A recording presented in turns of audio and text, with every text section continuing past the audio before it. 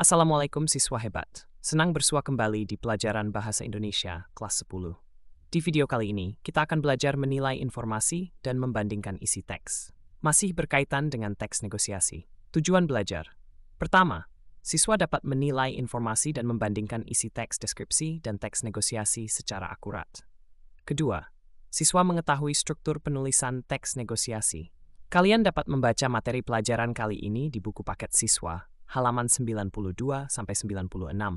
Jadi, supaya pemahamannya lengkap. Tonton sampai akhir ya.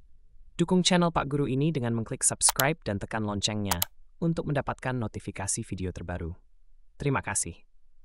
Kegiatan 1. Membandingkan teks deskripsi perusahaan dengan teks negosiasi berbentuk surat penawaran.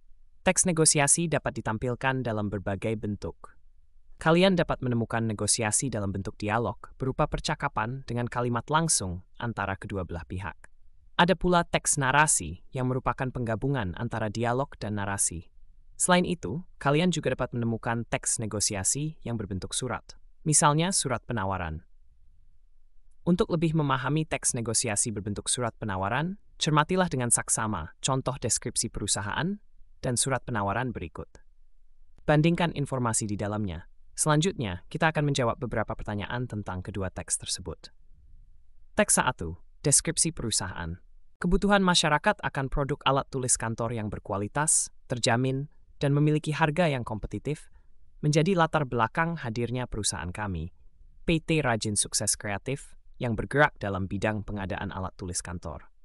Tepatnya pada 20 April tahun 2000, PT Rajin Sukses Kreatif didirikan di Bandung. Kantor pusat kami berada di Jalan Soekarno-Hatta, Bandung, Jawa Barat. Pada awalnya, kami hanya memiliki 2 pabrik produksi dan 3 cabang pemasaran di Bandung dan Jakarta. Kini, setelah berkiprah selama lebih dari 20 tahun, perusahaan kami telah berkembang menjadi 5 pabrik produksi dan lebih dari 20 cabang pemasaran di hampir setiap kota besar di Indonesia. Saat ini, perusahaan kami didukung oleh peralatan produksi canggih, tenaga kerja profesional, manajemen yang kuat, dan pengawasan kualitas produk yang terjaga. Kepuasan konsumen menjadi prioritas kami. Produk alat tulis kantor yang kami hasilkan memiliki jaminan kualitas yang terpercaya dengan standar mutu internasional, aman, dan harga yang bersaing. Sebagai bukti kepuasan konsumen, telah cukup banyak lembaga, instansi, perusahaan, dan konsumen swasta lainnya yang bekerja sama dan menjadi pelanggan produk kami. Selain itu, perusahaan kami juga selalu berinovasi menghadirkan produk-produk terbaru dan beragam dengan melalui hasil riset dan survei mengenai produk-produk yang diinginkan konsumen. Hal ini didukung juga dengan visi dan misi perusahaan, yaitu menjadi perusahaan yang maju di tingkat nasional dan internasional dengan berorientasi pada kepuasan konsumen. Teks 2. Surat penawaran perusahaan. Sebelah kiri ada logo perusahaan yang diambil dari huruf awal nama perusahaan. Sebelah kanan terdapat nama lengkap perusahaan, alamat, nomor telepon, email, dan website. Berikutnya terdapat nomor surat, lampiran, hal, dan tempat, tanggal, bulan, serta tahun surat penawaran itu ditulis. Selanjutnya yaitu alamat tujuan surat akan dikirim. Di bawahnya salam pembuka. Isi surat sampai penutup berbunyi, "Kami ingin memperkenalkan perusahaan kami PT Rajin Sukses Kreatif yang bergerak dalam bidang distributor peralatan kantor." Perlu diketahui bahwa perusahaan kami telah melakukan kerjasama pengadaan alat-alat kantor dengan beberapa perusahaan, lembaga, dan institusi terkemuka. Oleh karena itu, kami bermaksud menyampaikan tawaran kerjasama dengan PT Tekun Sabar Mandiri dalam hal penyediaan alat-alat kelengkapan kantor dengan harga yang bersaing. Untuk lebih jelasnya, berikut kami lampirkan brosur produk alat-alat kantor kami yang telah memenuhi standar kualitas internasional untuk dijadikan bahan pertimbangannya. Kami sangat bangga sekiranya PT Lintang Utama dapat menjalin kerjasama yang baik dengan perusahaan kami. Demikian surat penawaran ini kami sampaikan. Atas perhatian dan kerjasama yang baik, kami ucapkan terima kasih. Terakhir berisi salam penutup dan jabatan, serta nama lengkap pengirim surat. Dalam surat asli, dilengkapi juga dengan tanda tangan. Setelah membaca kedua teks ini, selanjutnya kita menjawab beberapa pertanyaan. Di sini Pak Guru berbagi saran jawabannya. Pertanyaan pertama, menurut kalian, apa saja perbedaan kedua teks di atas berdasarkan bentuk dan jenisnya? Jawabannya, teks 1 berjenis teks deskripsi berbentuk penggambaran sebuah perusahaan. Teks kedua merupakan jenis teks negosiasi berbentuk surat penawaran. Soal kedua, menurut kalian, apakah perbedaan kedua teks di atas berdasarkan tujuan penulisannya? Jawabannya, teks 1 bertujuan untuk memberikan gambaran mengenai suatu perusahaan tertentu. Sementara teks kedua bertujuan menawarkan kerjasama pengadaan alat-alat kelengkapan kantor. Soal ketiga, pada teks 1 dan 2 terdapat frase harga kompetitif dan harga bersaing. Jelaskan apa maksud dari kedua frase tersebut.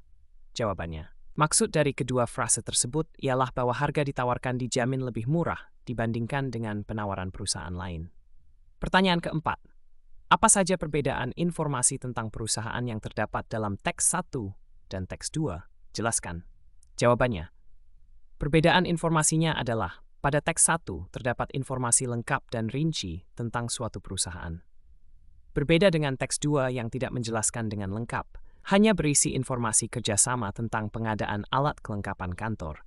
Pertanyaan kelima, apa saja persamaan informasi tentang perusahaan yang terdapat dalam teks 1 dan 2? Jelaskan. Jawabannya, kedua teks berisi informasi tentang perusahaan yang sama bergerak dalam bidang pengadaan kelengkapan alat-alat kantor. Soal keenam, sebagai sebuah deskripsi perusahaan, apakah teks tersebut telah cukup sesuai dan lengkap? Apabila belum lengkap, tuliskan saran perbaikannya. Saran jawabannya, teks tersebut sudah cukup sesuai dan lengkap karena sudah berisi berbagai informasi yang menggambarkan profil perusahaan tersebut. Soal ketujuh, sebagai sebuah deskripsi perusahaan, apakah kalimat-kalimat dalam teks tersebut telah cukup efektif, jelas, dan mudah dipahami? Apabila belum, tuliskan saran perbaikannya. Saran jawabannya, kalimat-kalimat dalam teks tersebut sudah cukup efektif, jelas, dan mudah dipahami. Alasannya karena tidak ada kata atau kalimat yang rancu, multitafsir, atau tidak efektif. Soal ke-8. Sebagai sebuah surat penawaran, apakah bahasa surat tersebut sudah cukup baik dan santun? Apabila belum baik dan santun, tuliskan saran perbaikannya. Saran jawabannya, bahasa yang digunakan dalam surat tersebut sudah cukup baik dan santun. Alasannya karena tidak ditemukan adanya kata-kata bermuatan negatif atau tidak sopan yang dapat menyinggung perasaan, melecehkan, dan menghina penerima surat. Soal ke-9. Sebagai sebuah surat penawaran, apakah isi dan alasan dalam surat tersebut sudah tepat dan menarik? Apabila belum tepat dan menarik, tuliskan saran perbaikannya. Jawabannya, isi dan alasan dalam surat penawaran tersebut sudah cukup tepat dan menarik karena telah mencakup informasi penting yang diperlukan. Pertanyaan ke-10. Setujukah kalian jika surat penawaran tersebut termasuk teks negosiasi? Jelaskan alasannya. Jawabannya, setuju. Surat penawaran tersebut termasuk teks negosiasi. Alasannya karena di dalam surat tersebut terkandung unsur penawaran dan alasan-alasan penguat sebagai upaya negosiasi. Kegiatan 1 membandingkan teks disertai menjawab soal sudah selesai kita lakukan. Selanjutnya kita masuk ke kegiatan 2. Struktur penulisan teks negosiasi.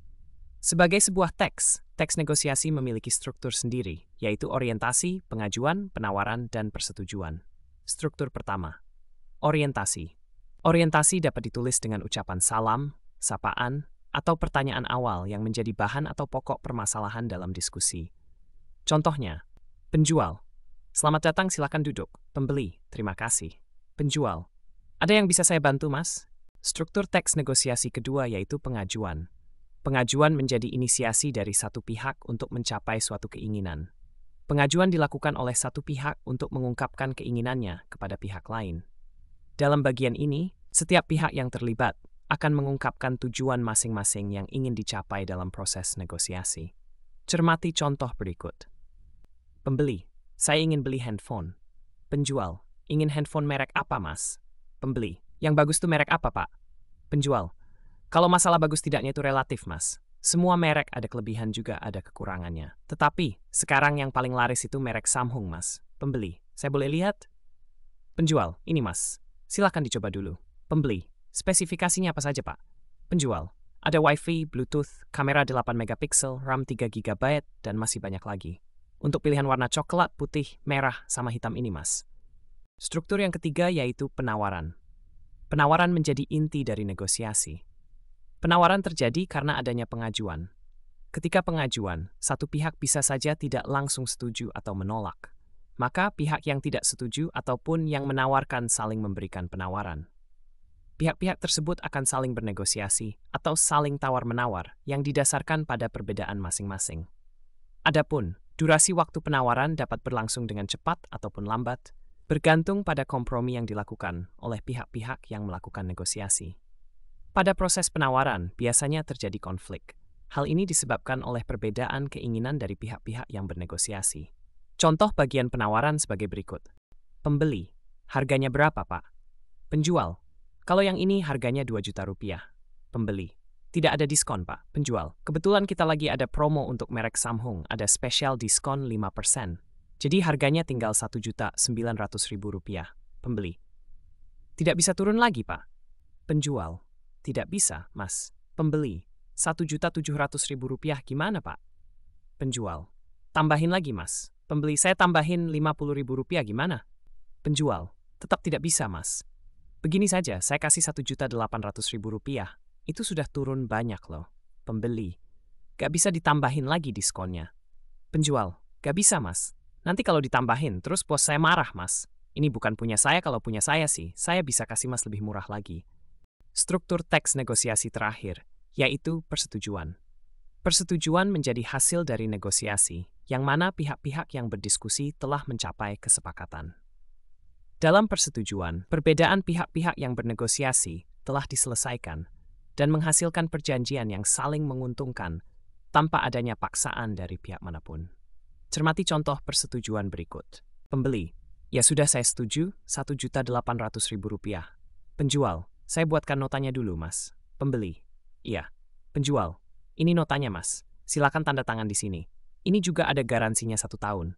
Jadi kalau ada masalah dengan handphonenya, bawa saja ke sini. Pembeli, oh iya, ini uangnya. Penjual, terima kasih. Pembeli, saya pakai langsung saja, Pak. Penjual, oh iya, silakan. Kesepakatan yang terjadi antara kedua belah pihak dalam teks tersebut adalah penjual bersedia menjual handphone dengan harga 1.800.000 rupiah dari harga awalnya 2 juta rupiah. Siswa hebat. Setelah kita membandingkan teks deskripsi perusahaan dengan surat penawaran, serta kita belajar struktur penulisan teks negosiasi, maka sampailah kita pada akhir pelajaran. Namun, sebelum diakhiri, Pak Guru berikan penguatan lewat kesimpulan. Kesimpulan pertama, teks negosiasi dapat berupa surat penawaran. Kesimpulan kedua, struktur teks negosiasi ialah orientasi yang berisi ucapan salam, sapaan, atau pertanyaan awal dalam negosiasi. Selanjutnya pengajuan, yaitu pengungkapan keinginan kepada pihak lain. Struktur ketiga, yaitu penawaran, merupakan respon dari pengajuan yang diungkapkan. Struktur keempat, yaitu persetujuan, artinya kesepakatan antara kedua belah pihak telah dicapai. Pesan Pak Guru, bersabarlah dalam bernegosiasi, gunakan sikap dan kalimat yang santun, maka keberhasilan akan datang kepadamu. Terima kasih sudah menonton, semoga bermanfaat. Wassalamualaikum warahmatullahi wabarakatuh. Jangan lupa